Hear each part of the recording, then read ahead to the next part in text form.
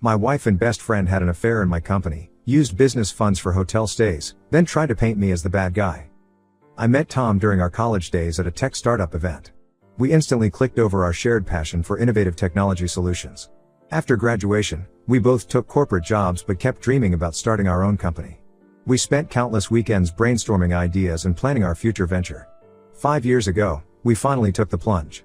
I sold my car, emptied my savings account, and even borrowed money from my parents to invest in our startup. Tom also put in his savings, though it was less than what I contributed since he had some family obligations. We didn't care about the uneven investment because we trusted each other completely. The first 2 years were incredibly challenging. We worked from my garage, took no salary, and lived on ramen noodles. But we believed in our product, a specialized software solution for small businesses. Tom handled sales and marketing while I managed the technical development. Slowly, we started gaining clients and built a solid reputation in the industry. I met Jenny at a client's office where she worked as an HR manager. We dated for a year before getting married. Tom was my best man and gave a touching speech about our friendship and how happy he was to welcome Jenny into our family. When our company grew enough to need an HR department 3 years ago, Jenny was the obvious choice to lead it. She had the experience and understood our company culture. Looking back, that decision changed everything. The first signs of trouble appeared about 6 months ago. Jenny started working late more often, saying she needed to handle sensitive HR issues. She became very protective of her phone and would quickly lock it whenever I came near. At first, I thought she was just being professional about employee confidentiality. Tom and Jenny began having frequent closed-door meetings in his office. Sometimes these meetings would last for hours. When I asked about them, they said they were working on updating company policies and handling employee complaints. It seemed reasonable since we were growing fast and needed better HR processes. I noticed other small changes too. Jenny stopped sharing details about her day with me. She started dressing differently for work and wearing more makeup. She joined a gym but always went at odd hours. When I suggested working out together, she said she preferred going alone to de-stress. Then came the business trips. Tom and Jenny had to attend several HR conferences together since I was too busy with product development. They would share pictures of team dinners and group activities on our company Slack channel. Everything looked professional, but something felt off about their interactions. Last month, I had to visit a major client in another state. The meetings went well and we wrapped up early, so I decided to fly back home a day earlier to surprise Jenny. I reached the office around 7 p.m., expecting to find her working late as usual. The main office was empty but I noticed light coming from under Tom's office door. I heard muffled laughter as I approached. Not wanting to interrupt if they were in a meeting, I knocked softly. There was sudden movement and whispered voices. After what seemed like minutes, Tom opened the door looking flushed. Jenny was sitting at his desk, her hair messy and lipstick smudged. The room smelled of perfume and the blinds were drawn. My world shattered in that moment. The two people I trusted most had betrayed me in the worst possible way. When confronted, they didn't even try hard to deny it. Jenny said she had developed feelings for Tom over the past year. She claimed I was emotionally unavailable, always focused on work and coding. According to her, Tom really saw her and appreciated her. Tom tried to apologize but also suggested I had pushed them together by neglecting Jenny. He had the nerve to say they hadn't planned for this to happen, it just evolved naturally during all their time working closely together. He even suggested we could work past this and keep running the company as before. I asked Jenny to move out that night. She went to stay with a friend and is now demanding alimony even though we've only been married 4 years. She's also threatening to sue the company for creating a hostile work environment if we try to fire her. She claims she's the victim of workplace retaliation. Tom is playing hardball with the business too. He refuses to sell his share or buy me out at market value. He knows I invested more money initially but legally we're equal partners. He's been telling employees and clients that I'm letting personal issues cloud my professional judgment. Most of our 50+ employees are shocked by what happened. Many have worked with us since the garage days and feel personally betrayed. Some have told me privately they'll quit if Jenny continues as HR manager. But others think we should all be adults about it and keep personal issues separate from work. The company culture I worked so hard to build is falling apart. Every management meeting is tense and awkward. Employees have started taking sides, forming gossip groups, and productivity is dropping. Meanwhile, Tom acts like nothing happened and Jenny keeps trying to have civil conversations about making this work.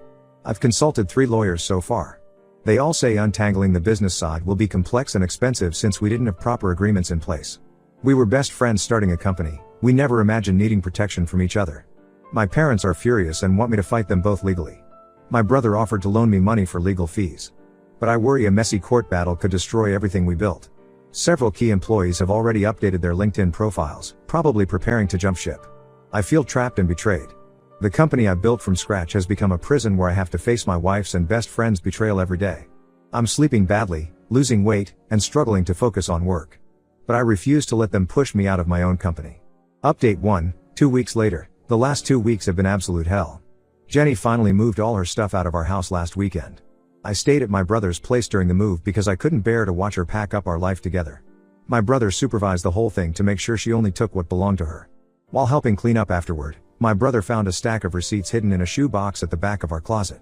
There were hotel bills, restaurant receipts, and spa charges dating back over 8 months. Some were from hotels just 15 minutes from our house. They had been meeting for secret dates right under my nose all this time. What made me sick was realizing these expenses were charged to the company account. They coded everything as client meetings or team building events. There were even receipts from that HR conference 6 months ago. They had booked connecting rooms while telling me they were in separate rooms on different floors to save money. I confronted Tom about the receipts the next day at work. He tried to deny it at first, but finally admitted their affair started during a company off-site retreat last year. I had missed that retreat because my father was in the hospital. Apparently, they had been flirting for months before that, but used the retreat as an opportunity to take things further. The more I learn, the more their past behavior makes sense. All those times Jenny complained about having a headache when I wanted to be intimate, all the work emergencies that made her miss family events, all the late-night policy meetings with Tom, they were laughing at my stupidity behind my back. Jenny is still coming to work every day like nothing happened. She dresses professionally, handles HR matters efficiently, and maintains a calm demeanor. But she's been having private meetings with female employees, especially the newer ones. Through office gossip, I learned she's telling everyone her side of the story. According to her version, I was an emotionally distant workaholic who neglected her needs. She claims she tried to communicate with me but I was always too busy with code. She portrays Tom as someone who listened and supported her through her emotional isolation. Some people are actually buying this narrative. The real shock came when Lisa, one of our project managers, quit yesterday. She's been with us since the early days and was one of our most valuable employees. In her exit interview, she said she couldn't work in an environment where the HR manager sleeps with leadership. 5 other employees have updated their resumes on LinkedIn. Tom has been doing damage control his own way. He called 3 of our major investors last week, painting me as unstable and vindictive. He suggested my emotional state might harm the company and that they should consider backing him as sole CEO. 2 investors called me expressing concerns about the company's stability. After the 3rd investor call, I finally snapped. I called an all-hands meeting and told everyone the truth. I showed them the timeline of receipts proving Tom and Jenny's deception. I explained how they used company money to fund their affair. I laid out how they're now trying to push me out of my own company. The reaction was mixed. Most employees were disgusted by Tom and Jenny's behavior, especially the misuse of company funds. But a small group, mainly Tom's sales team, defended them. They argued that workplace romances are common and suggested I was being vindictive. One sales guy even said I should be man enough to handle it. The stress is really getting to me. I've lost 12 pounds in 2 weeks. I wake up at 3 a.m. every night with anxiety attacks. My brother wants me to see a doctor, but I can't show any weakness right now. Tom would use that against me with the investors. I've stopped attending management meetings with Tom. Everything goes through email now, which I copy to my lawyer. We only speak when absolutely necessary for client issues. The tension in the office is unbearable. Even the lunchroom has divided into pro-Tom and pro-me camps.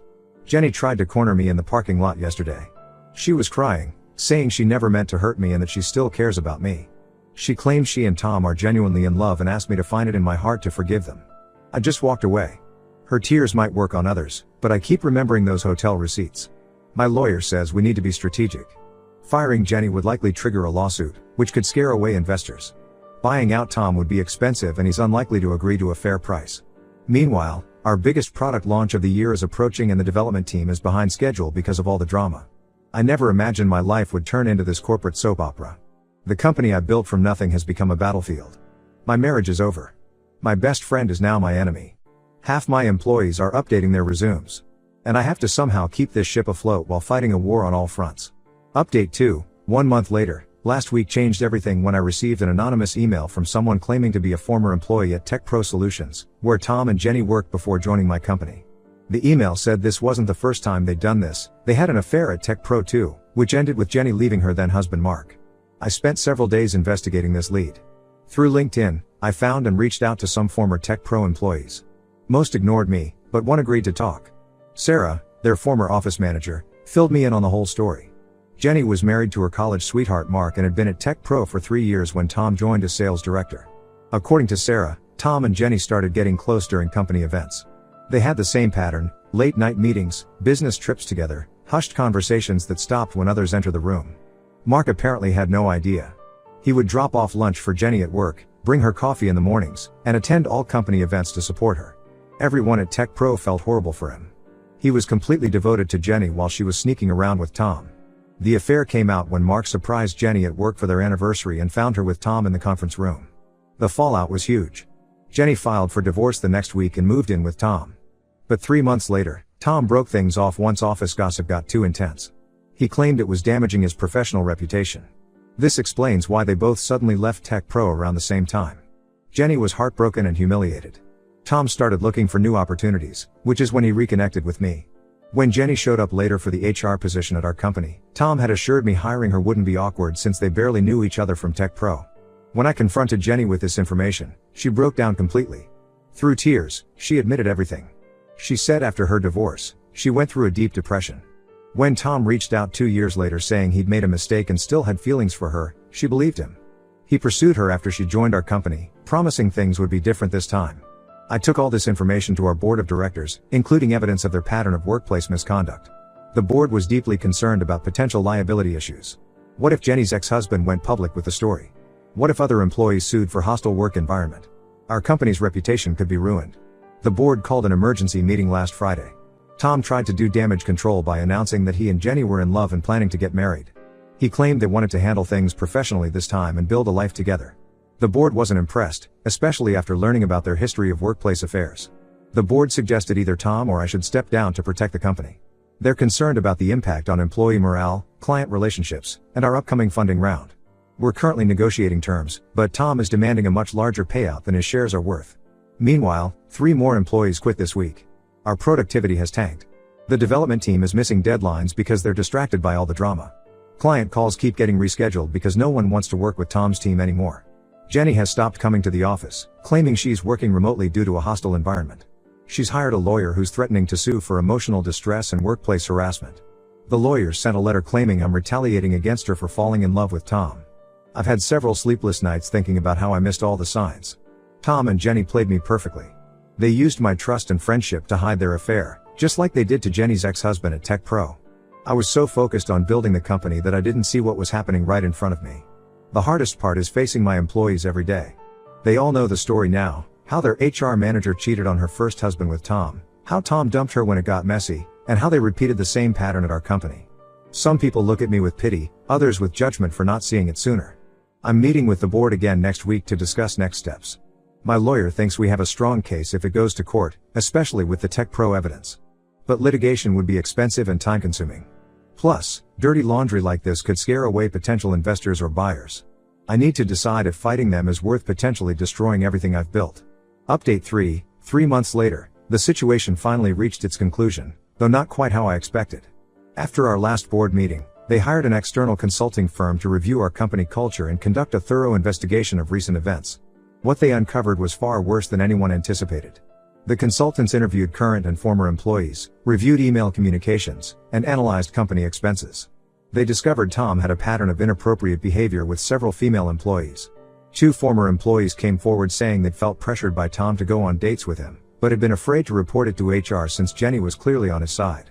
The investigation also uncovered that Tom had been secretly meeting with our competitors. Email records showed he'd been sharing proprietary information while trying to secure a position for himself and Jenny at a rival company. He was essentially trying to force me out while setting up his own exit strategy. When presented with this evidence, the board immediately asked Tom to resign. He tried to fight it, threatening to sue for wrongful termination. But when the board mentioned a potential criminal investigation into his misuse of company funds and sharing of trade secrets, he quickly changed his tune. After 2 weeks of negotiations, Tom agreed to sell his stake in the company. The final settlement was much lower than what he'd initially demanded, given the evidence against him. Jenny quit the next day without any formal announcement. I heard through office gossip that they moved to Seattle together where Tom apparently had another job lined up. The aftermath has been challenging but necessary. We've completely restructured our management team and brought in a new HR director with extensive experience in corporate ethics. We implemented strict policies about workplace relationships and created better reporting systems for employee concerns. Most of Tom's sales team left with him, but honestly, that's been a blessing in disguise. The new people we've hired are more focused on building long-term client relationships rather than just closing quick deals like Tom's team did. Our revenue took a hit initially but has been steadily recovering. The hardest part was rebuilding trust with our employees. I've made a point of being more transparent about company decisions and encouraging open communication. We have regular town halls now where everyone can voice their concerns without fear of retaliation. On a personal level, I'm still processing everything. My divorce from Jenny was finalized last month. I kept our house and she didn't contest it, probably because she's living with Tom now. Some mutual friends told me they've already started planning their wedding, which honestly just makes me pity their next victims. Looking back, I can see how naive I was to trust them both so completely. Mixing friendship, marriage, and business created a perfect storm that nearly destroyed everything I built. But I'm actually stronger for having gone through this. The company is more professional now, with proper structures and policies in place. I recently heard that Jenny's ex-husband Mark is now happily remarried with twins on the way. Somehow that news gave me hope.